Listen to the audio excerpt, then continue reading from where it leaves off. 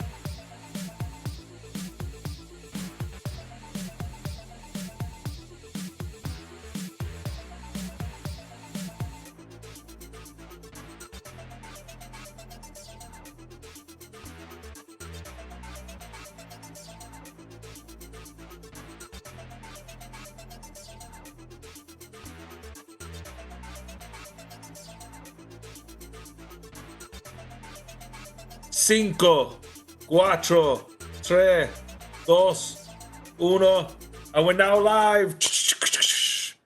Good. That was a bit more dramatic. Good evening, Andy. How you doing? Yeah, it's a bit strange. I thought I was I just thought I'd do something different today. I've only been in the house literally about an hour, so I literally had to reboot my laptop, reboot the Wi-Fi. I thought, oh no, it's amazing how reliant we are on Wi-Fi. Literally, I wouldn't have not been able to do the podcast if I couldn't. I had to just reboot the whole Wi-Fi. So I won't tell you who my service provider is, but damn you nearly ended my podcast tonight. Anyway, makes the world go around. Makes the world go around, doesn't it, man? So how's things with you? Okay, not bad. Let's kick off. Hi, TheoCons. Welcome to Theory of Conspiracy. It's Wednesday, the 19th of August, 2020. If you haven't tuned in before, I'm Andy. This is Carlos, and we host a fortnightly audio podcast. This is our spin-off live stream show where any reasonable and friendly discussion is welcome. If anyone in the chat room wants to chip in with any opinions or views or questions, you're more than welcome to. And if you listen to this on audio format, you might want to have a look at the visuals. If you do, check out the links in the show notes or the bio to find these. So, I usually say Sundays are for chilling, but Wednesdays are for killing. So, so we're going to try and keep it light-hearted with a bit of killing. Right, if we've got time, we're going to have a look at a history lesson, a near miss, a maths equation, some frog eating, some social media tips, and Carlos's cult encounter. So, Carlos, over to you for a Hitler lesson. I mean, history lesson. I like to do Carlos's special event or special historical event of the day. So today I was going through all my timelines, things that talk about history or World War II or anything, and today popped up. I was like, you know, 1934, Adolf Hitler was voted in by the people of Germany to become the Chancellor and President, to becoming the Führer, which is the leader. You know what I mean? Yeah. So I just found it quite interesting where it wasn't like a million years ago where the people of Germany were voting Adolf Hitler in. And obviously, lo and behold, if they had a crystal ball, or if they could see the future and just see what kind of evil monster they were voting in. But yeah, it wasn't like a military coup or he forced people. These are the people who actually voted him in. Oh yeah, this is a person who's to take us forward, take us to a new light, the Third Reich, the bastion of to reign 1,000 years and so forth. But yeah, that's the history lesson today. So sort of like today, 1934, Adolf Hitler was voted in by the people to become the Chancellor and the President, and thus becoming the Führer. So were they previously two roles, and he's merged them Yes, into one? he melded him into one because the Chancellor would be equivalent to with our Prime Minister, but they had somebody who could sack him. So, but what he did, he blamed the communists or the Bolsheviks, because the Bolsheviks were pretty much, if you have a look at your history, they were killing, no, not hundreds, but tens of millions of people in the Soviet Union. He thought that was going to happen in Germany, and he got the people together and said, this is not going to happen. I will force the communists out of our country. And when the set fire to the Reichstag, which is their parliament, he blamed the communists, and pretty Yeah. much that's where the ball started rolling. So that was just a history lesson. I don't think my dad used to say to me, knowing your history, understanding the present is a blueprint to your future. We always tend to repeat ourselves and repeat our history. If you don't know it, it's always because a lot of people say, "Oh, you should never know your history." I think you should know your history, good, bad, or indifferent. And I think it's always good to know your history because obviously, first it's knowledge, but also make sure you never repeat it again. Yeah, you say that, but it often does repeat, doesn't it? People don't seem to learn Yes. lessons, do they? It Yeah, always repeats. It always repeats. But yeah, that's my history lesson. So it's Carlos's interesting fact of the day, basically. cool, cool. And that was today. How many years ago was it again? 1934. So what would that be? Would that be 70? What's my maths like? Oh, 1934 minus it's about 80 odd years. It's about 80 odd years ago, anyway. I work out as 86. 86 years ago. I might be wrong. Cool. But Nick, yeah, that's if my Nick's history lesson watching, for the if day. Nick's watching, he can sort it out on a calculator and stick it in the chat. So probably sent him to Yeah, so sleep. that's my history lesson there, mate. Cool. So you a near miss, Carlos. What's this near miss? Yeah, it's just like there was a things like we always talk about near misses, like they call them near Earth objects. I like the name Neo, obviously from the Matrix, from the film. Well, we had a near miss on the 16th of August where there was a asteroid the size of a model Tesla Model 3. That's why we use Yeah. the name Tesla. They use it the size of a Model 3. It was about 4,778 miles away from the Earth, which is it's very close. That's like a sort of like a bullet grazing us. That's how close it is to us. And Yeah. we still don't invest a lot of money because we only just caught this flying past us, and the size of that could do. We won't call it a sort of like a life ender, but it could absolutely destroy a city of Manchester. It could pulverize it. You know what I mean, and Yeah. I think we should start probably investing more money in no, we do terror, war on XY, war on cyber, but we should do war on asteroids Mm, because we don't. I think we do like Asteroid Day. I think Brian May, the famous guitarist, but it's also a theoretical physicist. He's the heads of it, but our governments don't invest a lot of money because these apparently the asteroid belt. There's millions and millions of asteroids that can actually destroy us, and we don't pay a lot much attention to it. This yeah. one, if it would have just got flung in, it could have done a city of Manchester. It could have destroyed a city of Manchester. Yeah. I can't remember what time you pinged that over to me to say add this to your list of things to chat about.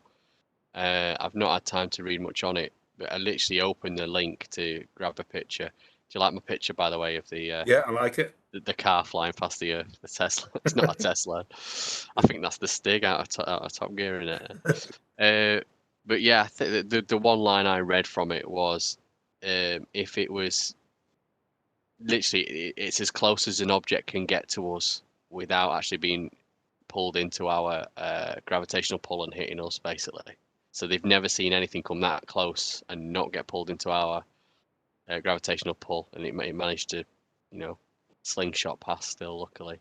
But But how that just can you?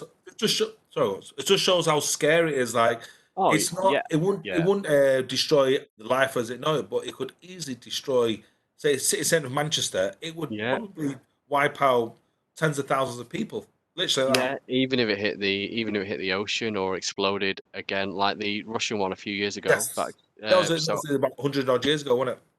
no, there was a recent Russian Oh one. yeah, yes, yes, So, yes. so there was a big Russian one about 100 years ago, and it happened in Siberia, or somewhere really, really remote like that, northern Russia, and no one witnessed it because literally there was no one about, or if anyone was close enough, I don't think they survived, and that's why no one knows about it. Also, 100 years ago, technology, blah blah blah, Yeah, people communicating all that, but yeah, they just found a load of flattened trees in certain directions, and yeah. they knew it was. So So I global mean, impact. but they couldn't find an impact zone, could they? So they didn't know what went on. But obviously the new Russian one, literally only a couple of years ago, 3, 4 years ago maybe now, exploded and loads of dash cams got it going through the Yeah, they sky. got it on car cams, the dash Yeah, cams, yeah, didn't they? yeah. And everyone thought, Russia oh, hasn't. oh, that's weird. And then 15 minutes later, because when you saw it explode, you didn't realize how high up in the sky it was. You see something like that and you think, oh, that's like a plane height. You would have Well, felt yeah, the impact by they got now, but then, on the dash cams, didn't they? The dash cams, yeah, because yeah, in Russia they have a lot of problems with insurance, dodgy insurance claims. That's why a yeah, lot of the cars have got dash cams on them. yeah, yeah. Here's one for you. Here's this is completely just thought about as you're talking about. You talk about the impacts about 100 plus years ago. The forest, all the trees were damaged. Do you know what's the difference between a meteor and a meteorite? One of them hits the Earth, and the other one doesn't. Pretty much that's it. A meteor is the thaw, it explodes in the atmosphere. A meteorite is the rite of passage, it impacts the ground. Practically the Right. same. One hits the ground, one Yeah, impacts it in the atmosphere. So, yeah, yeah, yeah. I'll give you that. I'll give you Go on. that. I So tried to catch you out, but well done. no, it's all right, and I'm up on my spaceship, my real world spaceship, not like all this stuff you and Nick make up. Uh, so yeah, Nick, you might as well be on this because we mention you enough this last year. Uh, Let me just try changing the picture here because I threw another picture in. So talking of Tesla Model 3s and asteroids, did you know that Asteroids is one of the games you can play in a Tesla Model 3 on the screen that you've got in the middle console? Is it? Yeah. I've won to drive a car for 2 hours, a Tesla. I won a prize. So I need to give out day, but you put your emails in and just they contact you. They contacted me about 2 weeks ago to say I've won a 2 hour drive, test driving. Obviously, I don't have the money to pay 100 grand for it, but I'm going to drive it for 2 hours anyway. So I don't know where I Oh can wow. go, but it's the one in Knutsford. I think they got a Tesla. Yeah, So yeah, I'm gonna yeah, go yeah, see the yeah. one in Lutz, drive it for two Oh, hours. So I just want to see what that power, because everybody seems to talk about it's like 0 to 60 in 2.5 seconds. That's that's Ferrari. No, it's fact that's faster than a Ferrari. That's faster than a Lamborghini. That's oh what I know yeah, power feels like.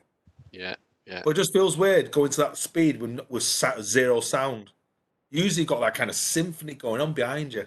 I think once you get over 30 something miles an hour, it's just under 40 miles an hour. I think the majority of the noise your car makes is from the road, the tires that are hitting the road. It's not the engine or anything. So So that's yeah, yeah, yeah, well, it'd be interesting to see what happens. I'll have to pick you up on the way or something. yeah, definitely, man. I'll try and race you in my 1.4 petrol. Not. Oh, cool, man. Okay. I've got something for you. Yeah, you've not told me about it, No, so you can always no, catch me off guard on this one. no. I've just thrown an image up. You won't be able to read the equation. It's very complicated. But yeah, I've got a maths equation for you. Uh, I'm a bit worried about this one because I think it might be a podcast killer. Uh, What do you mean? it all will come out, but this will basically kill our podcast. It will kill our live stream because I am going to be dining out on this for absolute ages. It's something that came out in 2016. And yeah, it's dangerous stuff, man. Are you sure you want me to go into this? Please, I like it. Okay, so scientist called Mr. David Grimes, who's a physicist at Oxford University, has developed a mass equation that he says reveals how long a conspiracy can survive without being found out. So it's based on how many people are involved in the conspiracy theory, whether it's an active conspiracy theory, so you have to actively keep it quiet, and all these sort of things. He basically applied his formula to 4 famous known cover-ups that have been exposed. So they were conspiracies. They've been exposed. One of them, was actually exposed by the guy you and Nick are always going on about, Edward Snowden. Yeah. Because he revealed that NSA's PRISM surveillance program. He was like a whistleblower on that. So he's like a perfect example of, so he took the amount of people that were involved in that PRISM surveillance program. He was able to calculate when the conspiracy started, when the cover-up started, basically, and then extrapolated it and put it through his algorithm, and it came out roughly the same amount of time that Edward Snowden actually did reveal it. So he was able to test like for like. He did. I'll read through the different ones he did to prove it, and then what he did is he's then applied that theory, that formula, to some other conspiracy theories. His motivation was he basically just wanted to uncover rumors in the hope that some people will reconsider basically their anti-science beliefs, because he's So there's basically a mathematical theorem in conspiracy, basically. Yeah. I mean, you can go and Google it. You'll find all the articles are from 2016, and they've all got slightly different flavor on them, basically. Yeah. But I think I might have a second image here. So I've just thrown some graphs up that way. I've thrown some graphs up of the 4 ones that he tested his hypothesis against, basically. So I've got them here actually. So yeah. So there was the NSA PRISM that Snowden revealed. Also, before we go into it, also, he actually the formula, just to be fair to the conspiracies, he actually gives them their best possible chances. So he assumes that the smallest percent of people are going to make mistakes. The smallest percent of people are going to be whistleblowers. He tries to give them the best possible chances they can. And obviously, we know in a real life situation that ain't true. Mistakes happen whenever. They can happen whenever, basically. So he basically says, I'm giving the conspiracists the best case scenario they can possibly have. But even so, there's still a very small percentage of things. So I'm just reading a comment. Bobby Shafty, you'll set him off again. So I don't know if that's me or you. You'll have to let me know. What was his other? What were his other sources? I've got the ones he applied them to. So here we go. So the NSA PRISM project. Oh no, that was one of them. Right, the Tuskegee syphilis experiment. That was a U.S. Public Health Service study, basically where they studied African American men with syphilis, and they denied them access to penicillin when it became available in 1947, because they basically wanted to find out what would happen if things went untreated, and what would happen. What the after effect was, and what the after effect, whether it would spread in the social groups and all that sort of thing. So basically, that is a very, for that to come out now, that was exposed, that's come out, and they were like, that is, you've done that. That's basically you're causing the doctors sign up that thing, they'll do no harm type thing. But obviously, those people studying it clearly knew they were doing harm to people, and other people getting Here's one for you, infected. So sometimes to hurt the few to help the many. What's your opinion on that? Because I I know it's a think good. I think the only people that did that were Nazi scientists. Well, obviously you got the Joseph Mengele, obviously the Yeah. famous one, what he did in Auschwitz. You got the people forget what they did in Japan. We should talk about this on a podcast one day. Unit 731, which made the Nazis look like kindergarten teachers. It's Unit 731.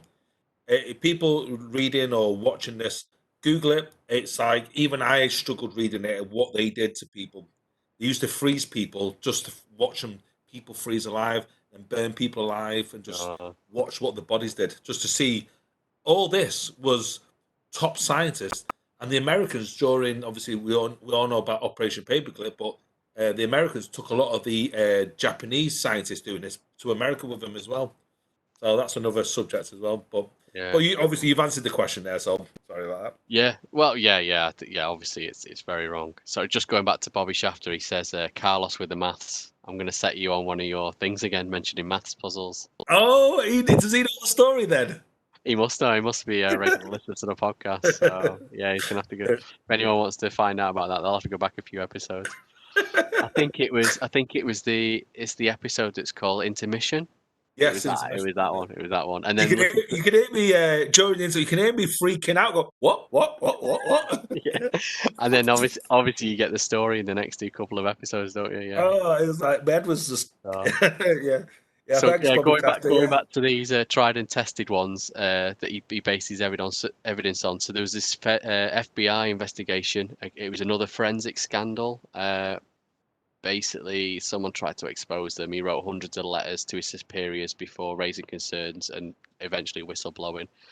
I don't know the ins and outs of that one, but it's basically FBI forensic scandal. I don't know the details. So he's applied that to four, some well-known, some not so well-known conspiracy theories. I really wish he'd done 9/11.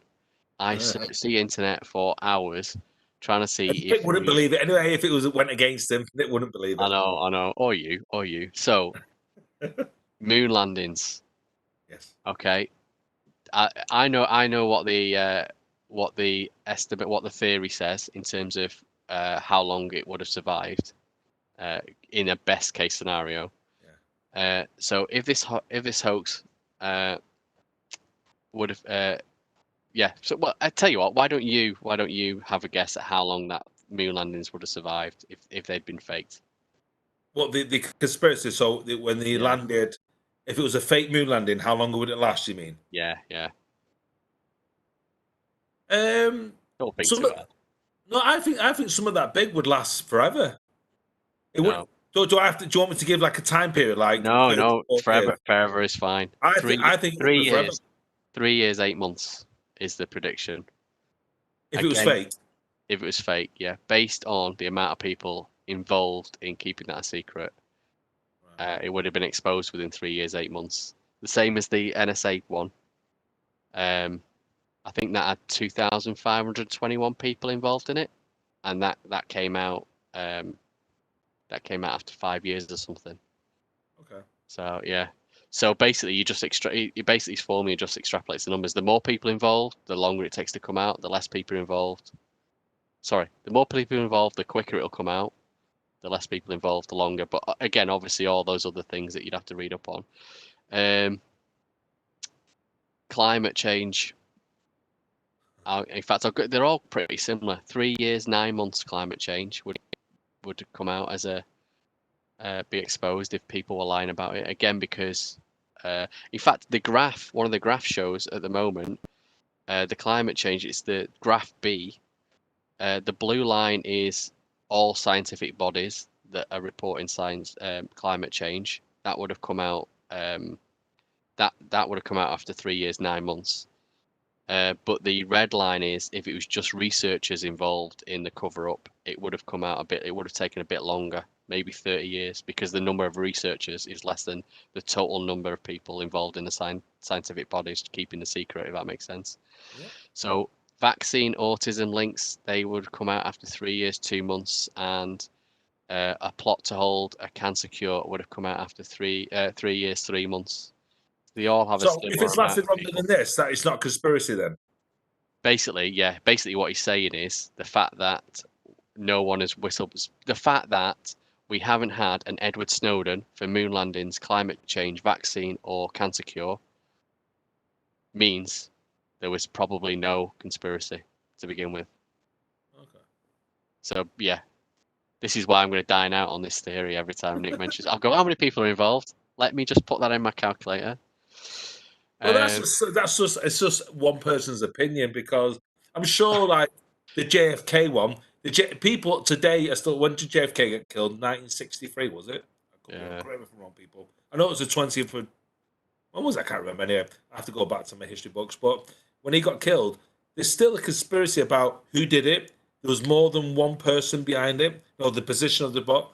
So I would like to see this guy's maths equation on the JFK assassination. I would as well. So try googling it, and Commander Kremen said the And same thing 9/11 there. would be 9/11 would be my number one, and then JFK number two. Yeah, I literally couldn't find anything. But given the fact that there would have been thousands of people in 9/11, I think. Yes.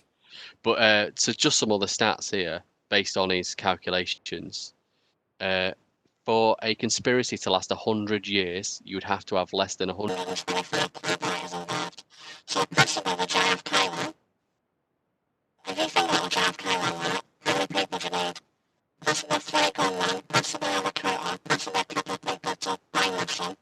You're only talking a dozen people involved in that conspiracy. Therefore, that could last a lot more than 100 years before getting exposed, according to this calculation.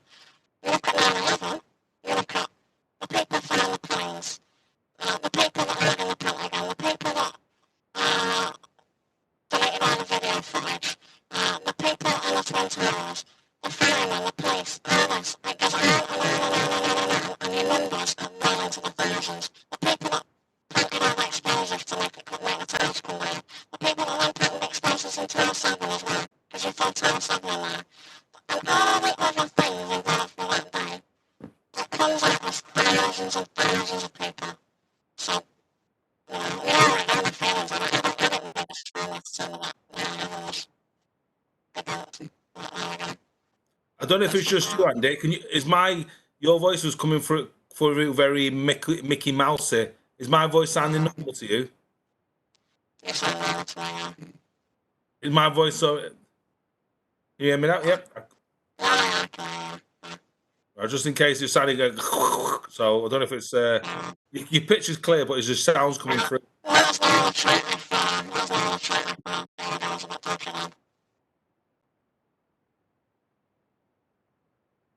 Can you hear that? So, next,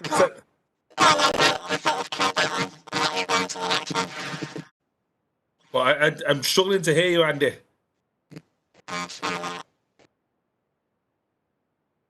I don't know. It's just literally.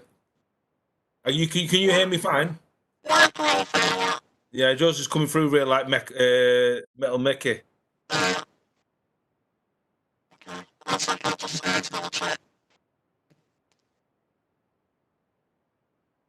Well, Nick's just said something on the.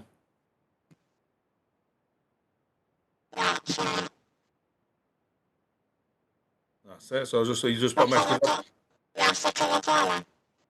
I'm struggling to hear you. I can hear you, but it's coming through as like Metal Mickey. Yep.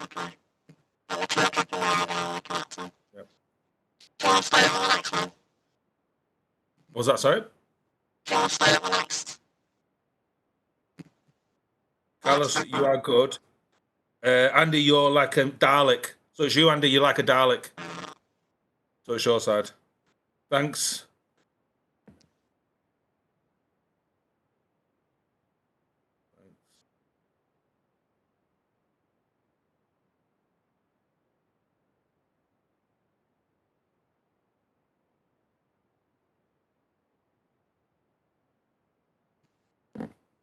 Yeah, so it was like a Dalek or like a Metal Mickey.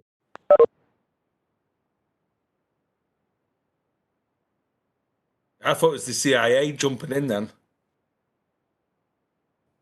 So obviously, while Andy's just gone off on rebooting his side, I'll keep talking. Still Metal Mickey. It's like a Dalek.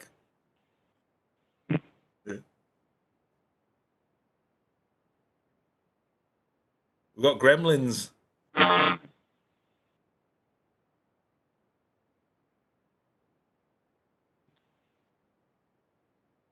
But anyway, I'll keep talking. Obviously, Andy's rebooting his PC.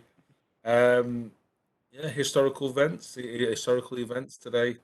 No, so I always do is like every day I'll always do some like historical events of the day, talk about or look at our history from the last 2,000 years, and just so like I love talking about why we're here, what makes us different, have we learned from our past, have we become better for it?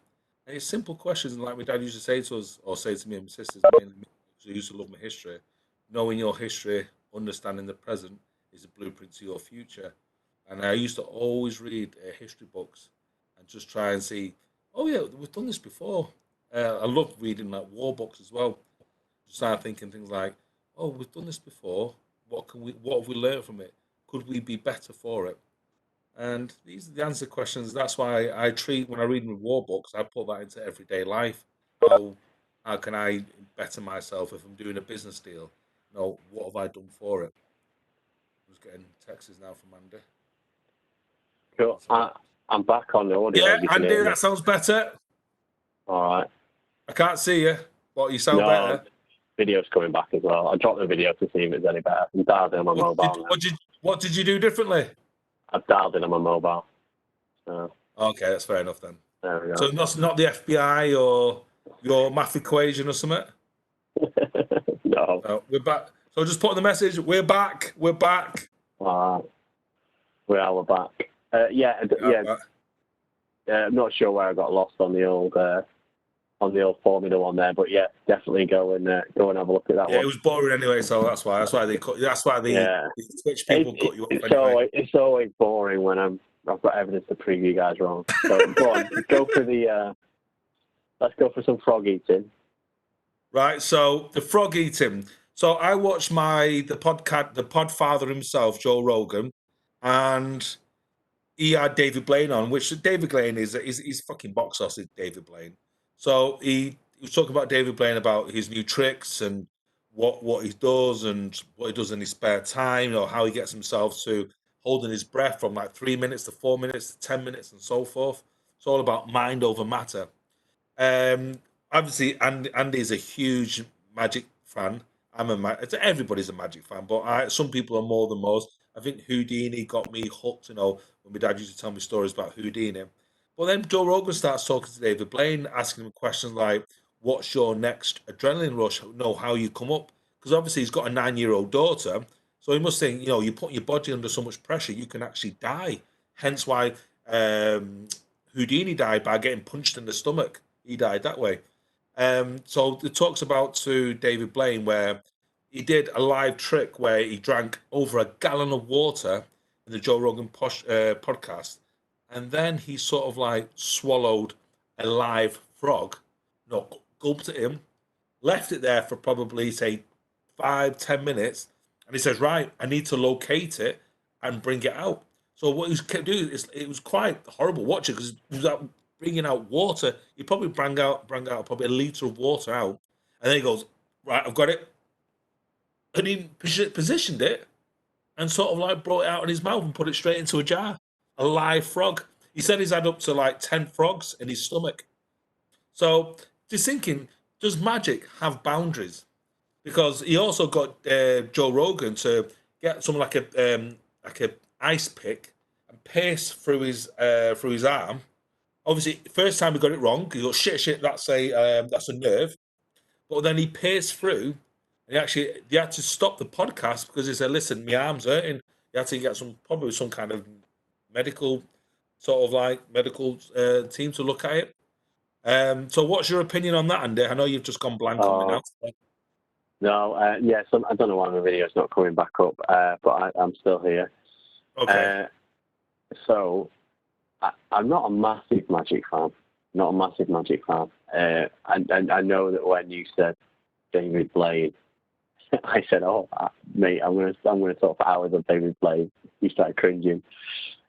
First of all, swallowing frogs, swallowing goldfish, it ain't going in his stomach. they're not in his stomach. That's bullshit. There's a way of, it's like if you force a burp, there's a passage you can hold them to like the side of your windpipe. You can Google all this and find it all out, but it's definitely not magic. It's just a clever little trick that they can do, basically. And at will, he can just like basically burp it back up when he wants. So he was probably down, you know, so he probably had the frog in there before the show or whatever. Yeah, it's just a trick. So David Blaine. Let's get started on David Blaine, Max. I hate David Blaine. I can't believe you hate David Blaine. Do you know why I hate him? Why? Because every single magic. Oh man. Oh well, yeah. I'm not on our stream. I don't know.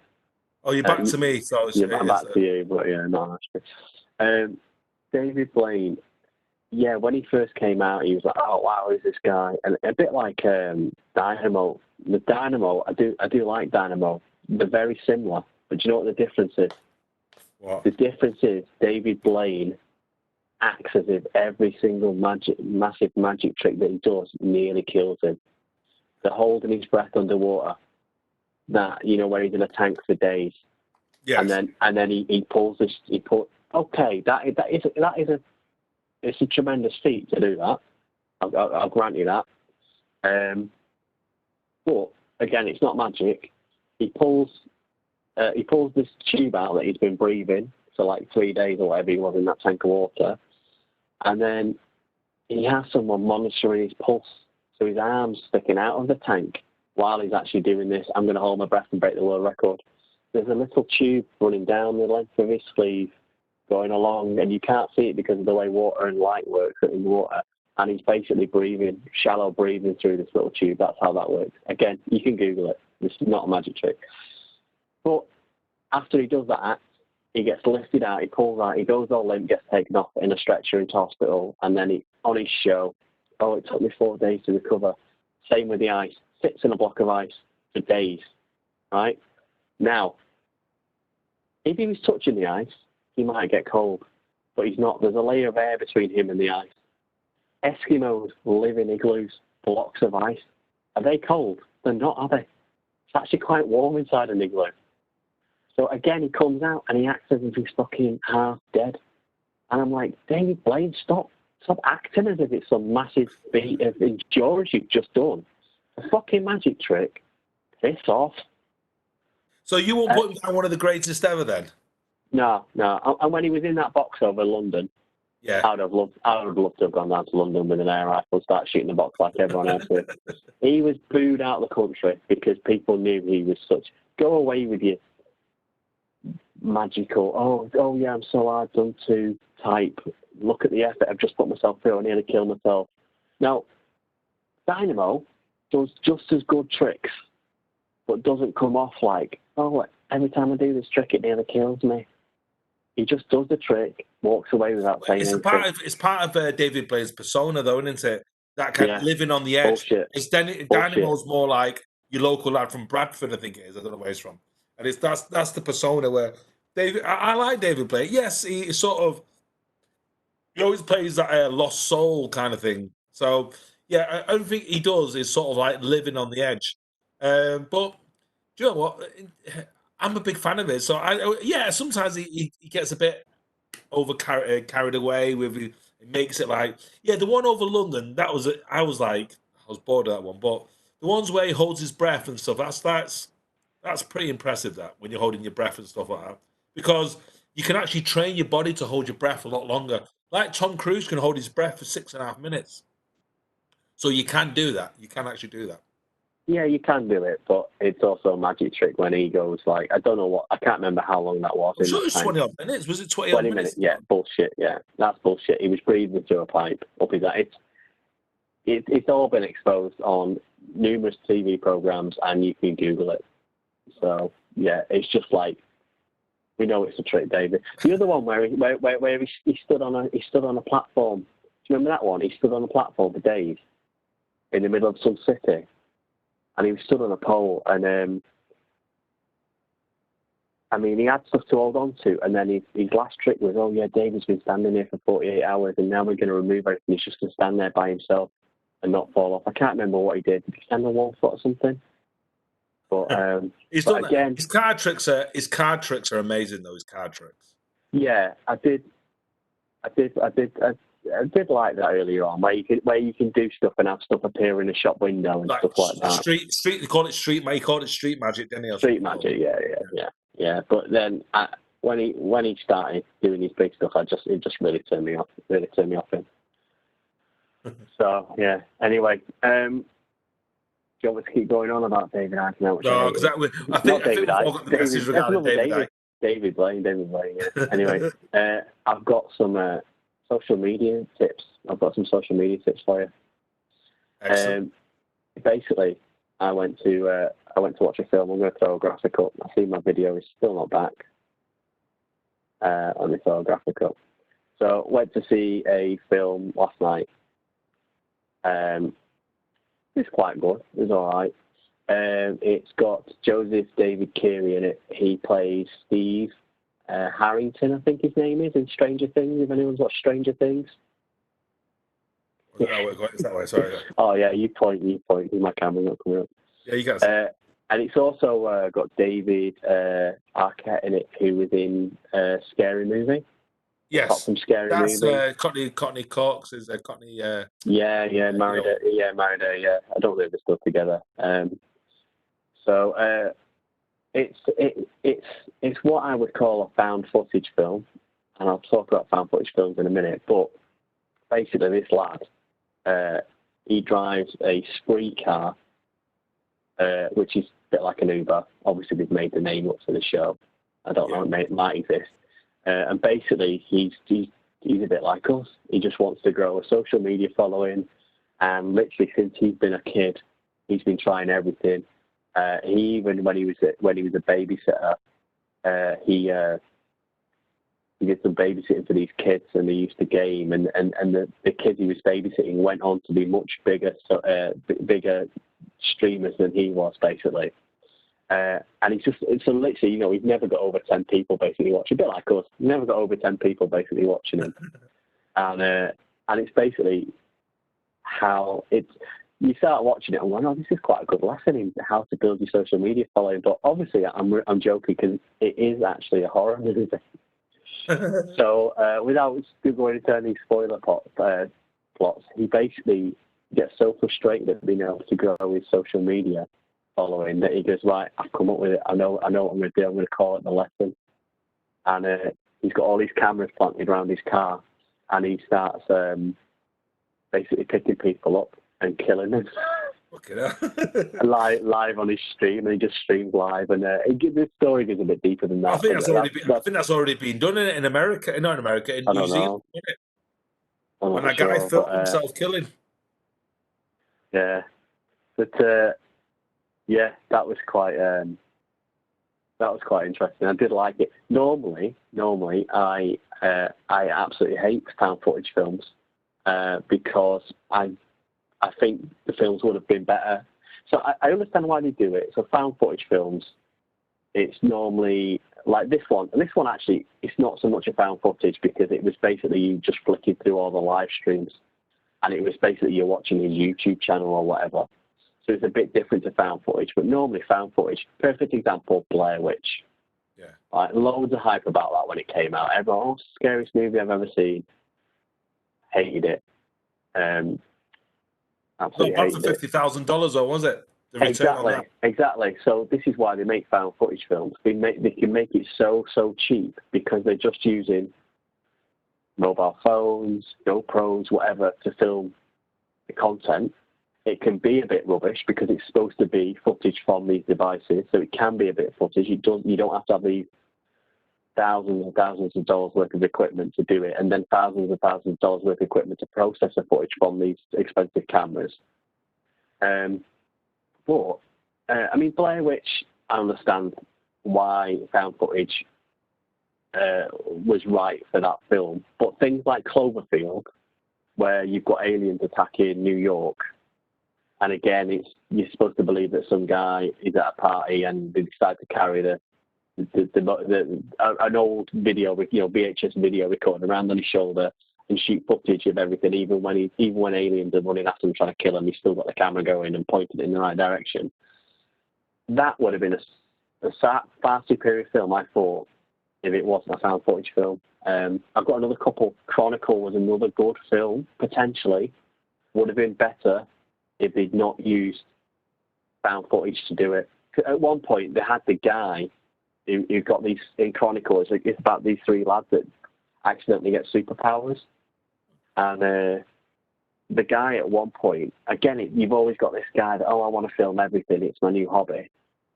So they have to like weave that into the story, and then they have to weave excuses why you would have the camera on him at all times, all important bits of the story. It's like, just have the same story and just film it properly and tell us properly. We don't watch Superman or Batman films and pretend it's found footage, do we? But at one point, they've got this guy who's taking control of the camera using his superpowers, and he's got the camera following him, like, as if he would do that. I think Project Almanac's another one. So I just made a list of a few films that I'd seen and went, they would be so much better if they weren't found footage. That's why found footage annoys me. It does annoy me. This, like I said, this one is a little bit different. There's a bit in it where he does end up picking a camera up, a chest cam or something, and that's the feed you get. And there's a few bits where you're just getting the feed through his mobile phone, but it's quite good because you can see like the chat room going on at the same time. A bit like on Twitch, you've got this chat room going on at the same time. It's really good. But yeah, give it a watch. It's definitely. It's got those two guys. It's got a couple of other people in it as well. But yeah, if you're a bit partial to a few gory deaths. No, I do like the last good horror film I watched was The Rite. That was one with Anthony Hopkins in when he gets possessed. He's a priest. It's based on a true story as well. That's the last film that shit me up. The last film that shit me up. I'm talking to a point where I thought, to go to the toilet, I didn't turn the lights off. I just get the lights on. You just see when you see a priest being possessed by the devil himself. That's when they shit me up, them kind of films, because films they don't scare me. They're like gruesome, aren't they? Like Saw or Hostel. They're just gruesome. They don't scare you. Yeah, things like that scare me. I think that's real. I tell you what, I was David Arquette. Didn't realise, but in his like bio on Wiki, again, we know Wiki anyone can do anything. But apparently, he's a professional wrestler. So and fashion designer, as well as being a film director, producer, and screenwriter. That sounds like his PR's done that. Yeah, professional wrestler. Yeah, yeah, maybe, mate, maybe.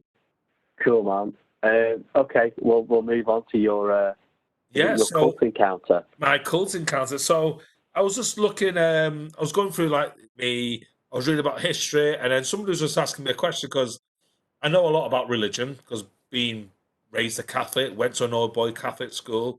I was practically educated by nuns and priests, so religion was sort of like a big part of. I'm not saying I'm religious kind of, but obviously I went to an old boy Catholic school. Can you imagine being taught by nuns and priests? And my friend was saying, he says, Carlos, what's the difference between a cult and religion? I said, it was a good question. That says usually they both have some kind of leader. They have some kind of creator or some kind of deity. But I think one's probably more control and one's about structure. Obviously, I'm not going to go deep into what the difference is, and it started reminding me of when the experience I had as a young boy growing up in Manchester. And there was a cult going around knocking on people's doors in Manchester. And they were from America. I remember me answering the door once and saying, I said, Dad, obviously, I didn't recognize the accent. I knew it was different, but I didn't say it was American. But then my dad says, I thought it was Jehovah's Witness. I was probably 12, 13 years old at the time, if that kind of age. Obviously, my dad says, I said, Dad. So my dad come over. And my dad was just very polite, goes, oh, yeah, thank you, shut the door, just move on kind of thing. But they kept knocking on. They weren't taking no for an answer. They'll come back the day after, the day after, the day after. To the point where my dad was just be a little bit, rather than being, he was just more assertive, please leave us alone, go away, that kind of thing. because obviously usually when you Jehovah's Witnesses knock on your door, usually they get the message, but these were just very persistent, targeting the Manchester area. And they managed to convince a family, which is 2 or 3 minutes walk from my house in Manchester. And that family, the mother and the 5 children, were part of the Waco disaster in Texas. David Koresh, that was that family. So that's when Andy says near a cult disaster. That was it. So what's that? Yeah, near cult encounter. Yeah, Encounter, and that's what he means by that. Yeah, they knocked on our house trying to recruit. Who knows? If I was a few years older, I might go, you know what? I might need a new passage in life. Oh yeah, I believe David Koresh is the savior of the planet. Well, yeah, but we laugh now, but they managed to convince a family 2 minutes up the road from my house, the mother and the 5 children. But yeah, it just shows where it's a good. The question I always ask people ask me, what's the difference between a cult and religion? And it wasn't so long ago. When I say so long ago, I mean like in the time of Cosmos, 2,000 years ago, where Christians were being burnt at the stake for being a cult. The Emperor Nero. People think 666 is the sign of the devil, but the actual sign of the devil is 616, because the name Nero in Aramaic, if you use the alphabet, 616, and that's how we get the sign of the devil. 616 is Nero. So people, that's a little bit of history lesson for you. People just assume it's 666 because it's more Hollywood, but the sign of the devil is 616. So if you see the sign 616, that's the true sign of the devil. 666 is just glamorous. That's all it is. No, Yeah. do you have an opinion on that between a cult and religion? Yeah, definitely. Where one of the things, again, I sort of saw your list of things, and I quickly made a note. I heard some references a while back. I tried to sort of remember them, but I went, I don't need to that. I just basically put it down. But what I did start thinking is like, how do they recruit you? And again, you can Google it, look into it. But initially, it starts with obviously they target certain people. You know, they pick certain people. The target areas. It's that family homes. Yeah. Because obviously where I live, there's a lot of family homes around there. Yeah, but they're also looking for certain types of individuals normally. But they're knocking on all the houses. Yeah. They do my house, and next door, all the other house. Because they're literally doing it all. You obviously the other day you picked me up, went to see my mum's. You picked me up from my mum's house. So you see all them houses, weren't they? All them are family homes. I mean, so it's sort of like it's a numbers game. It's like a cold caller. You've probably got 200 numbers. You probably need to convert 3 or 4 of them, and that's the same with a cult. You know, every door you're going to get a door slammed, but you just keep going until people says, you know what, I'll come and visit you. Yeah, I'll come to one of your seminars. I'll come to one of your speeches, whatever you want to call it. Yeah.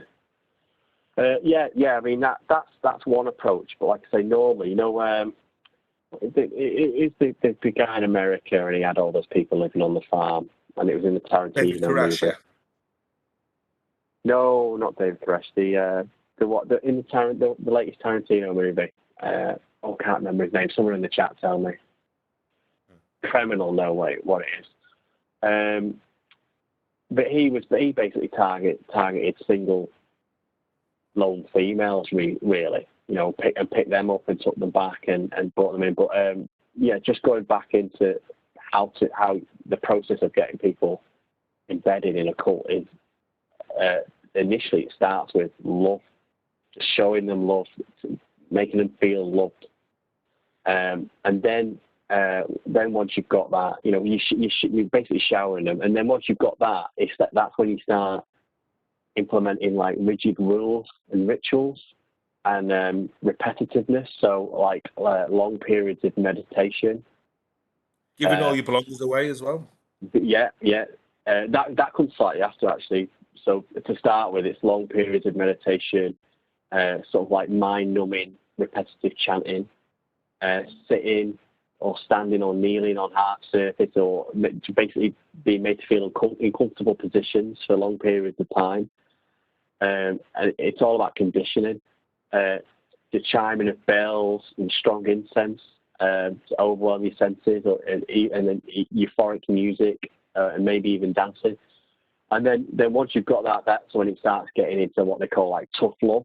But before we go into tough love, right, those things I've just mentioned then, long periods of meditation, repetitive chanting, sitting, standing, kneeling, chiming bells, incense, euphoric music. I basically just described the Christian mass there, mate. Well, you could apply, you could pull that to the Buddhist as well. The Buddhist Exactly, yeah, exactly. Yeah, because that's the difference. There probably is a fine line between, because not Christianity, a fine line between religion and a cult. But I think one's probably control, one's a structure, because I think some people, I know it's a different conversation, but I think some people, we need structure, even 9 to 5, Monday to Friday. Yeah. You know, that's just some form of structure. It's not a religion, but it's a form of structure. And some people live their lives by the 10 Commandments, for example, Yeah. not literally, but, and that's the difference between, I would never say that Catholicism is a cult. That's a religion. I think it's a very fine line, a very, very fine line. There's some examples, it didn't take much for me to find it, there's some examples of Christian churches where they've got like a load of parishioners out in the fields, tolling fields, free of charge because their parishioner has told them to. There's another example where one parishioner told everyone to sell their houses and come and live on a certain block of land owned by the church. Very similar to a cult. You've also got. Well, that's Joseph Smith. That's Joseph Smith's one you've just mentioned there, where he was from Manchester, New York, believe it or not. Right. And he was the only one who could read these tablets, and he said, "Sell your belongings, sell your home, come live with us." Joseph Smith, Joseph Smith. Yeah, but he was doing it all under the guise of, Christianity. I'm a connection to God and Christianity. Then you've got Jehovah's Witnesses. They give a lot of money towards the church or whatever. Do you know what I mean? They don't believe in blood transfusion. Yeah. They don't believe in Christmas gifts and all that sort of stuff as well. Yeah. But just as an example, in terms of giving away your belongings, you know, that is very similar to a cult because, we had a teacher that was a Jehovah's Witness, and we used to talk about it to distract him from doing actual lesson work. And he basically said, a certain percentage of my wages go straight out into the church or the group or whatever. And that's not the only one. That's just the one that's come to mind, basically. Well, like, if you think about it, Scientology, is Scientology classed as a religion? Yeah, it's classed as a religion. I think that's borderline. I think a lot of people call it a cult as well. Because they're very, very wealthy, aren't they? The Christian Scientology are very wealthy. If you look at their buildings, it's opulence. It's like it just shouts money. And obviously, you got people like Tom Cruise and people like John Travolta. That's just to name a few. They got some high-profile people a part of the Scientology. I'm going to call it a religion, but I don't think it is a religion. Yeah. Well, the term cult identifies a pattern of ritual behavior in connection with specific objects within a framework of spatial and temporal coordinates, whatever the hell that means. Rituals could include prayer, sacrifice, offerings, competitions, possession, construction of monuments. So those examples I gave there, the prayer thing, that guy getting them to construct, work in the field and stuff like that, and okay, maybe not the sacrifice bit when it comes. Saying that, the Bible's full of sacrifice. An example of sacrifice, isn't it? The Old Testament. Exactly. So, but yeah, you got the Old Testament and the New Testament, and I remember getting detention for saying this. I found out there's two different gods from the Old Testament and the New Testament. I remember being in RE. I said the God of the Old Testament is bloodthirsty, warmongering, and the God of the New Testament is about forgiving, giving someone a second chance. Yeah. It's true, because if you look at it's all in the previous Old Testament, it's all about war, bloodthirsty, whereas in the second one is let he without sin cast the first stone. It's all about giving someone a second chance. Yeah. Like Jesus, if you believe the New Testament, Jesus' best friends were all tax collectors and prostitutes. It's bollocks because they weren't, but that's what people think. So giving people a second chance. Yeah, but I just always remember that, and I think I was a kid or early teenager sort of thing when someone told me this about you being in a church and it being very similar to how they get you in the cult. Stuff like the prayer. Especially the prayer in Latin, because if you don't speak Latin, it's just amen, and everyone chants amen. And all these other words, and I'm like, I never knew when to step in, what to say, nothing. I just sit there and stand there with my mouth shut. That's like for the chimes.